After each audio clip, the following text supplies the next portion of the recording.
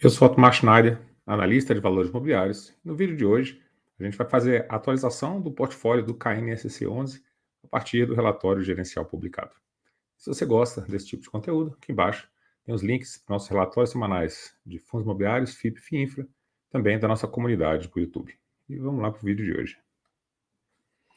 Então, o KNSC11, que é o fundo, né, da Kinea, o Kinea Securities, ele divulgou, né, na data de hoje, o relatório de fevereiro de 2024, e a gente vê, né, os principais dados, né, os dados que são mais interessantes para a gente acompanhar a FII de CRI, que é a taxa média, que está o IPCA aqui, está IPCA mais 8,62, e o CDI mais 3,63, né?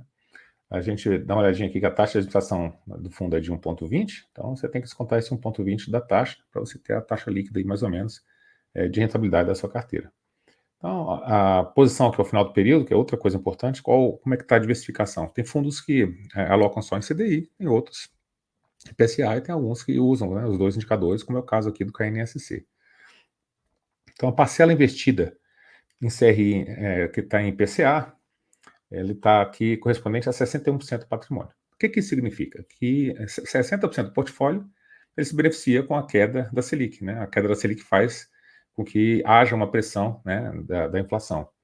E o montante investido em CRI, de CRI em CDI corresponde a 42,9%, né, 43% do patrimônio, e a taxa média CDI mais 3,63. Então, essa parte aqui do patrimônio, a queda da Selic prejudica, né, a rentabilidade. Então, enquanto né, se beneficia, uma parte do fundo, 60%, se beneficia, né, da pressão inflacionária, a outra parte ela sofre com a parte da queda da Selic.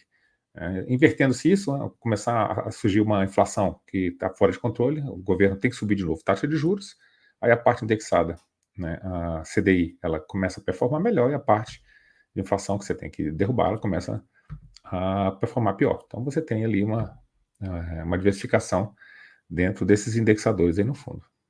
A distribuição de dividendos desse mês foi anunciada 8 centavos por cota, e isso corresponde a 0,86% sobre o preço aí da cota no mercado, né? Essa remuneração é 126% do CDI com gross up, ou seja, líquido de imposto. Então está dando aí acima do CDI líquido de imposto. Tá? As principais movimentações aqui da carteira do fundo, ele adquiriu 15 milhões, né, do CRI pró-soluto, aqui é uma cota sênior, IPCA mais 8,9. Então, essa taxa aqui está mais ou menos em média, em linha ali com a taxa do fundo, tem o IPCA mais 8,6.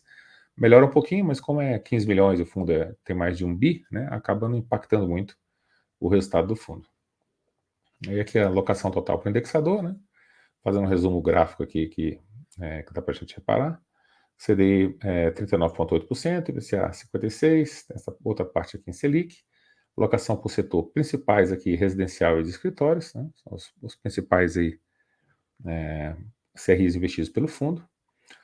O fundo está negociando 3,2 milhões por dia, está com uma liquidez bem interessante já, embora seja um fundo ainda recente, mas já tem uma liquidez bem interessante. E a gente consegue ver aqui algumas informações contábeis do resultado do fundo, né? Então, a demonstrativo de resultado do exercício, aí vai aqui de março de 23 até fevereiro de 24. Né? Então, a gente olha aqui o resultado de CRIs, a gente vê aqui ó, que o resultado do CRIs em março de 23 estava bem mais forte do que agora em fevereiro de 24, né? Mas a gente acabou recuperando um pouquinho, chegou a passar ali 10, 11, né? Está voltando aqui em torno dos 12 de resultado. Isso aí varia bastante com relação, né, ao que a gente vê, que é a inflação, que é a taxa Selic, né? Como é que está, então acaba variando bastante essas receitas aqui. E aí o fundo, né, a gestão, ela fala do impacto que teve aqui, o resultado parcela de CRI pós-fixados, né, que é a parte de Selic, de fevereiro foi impactado negativamente pelo menor número de dias úteis.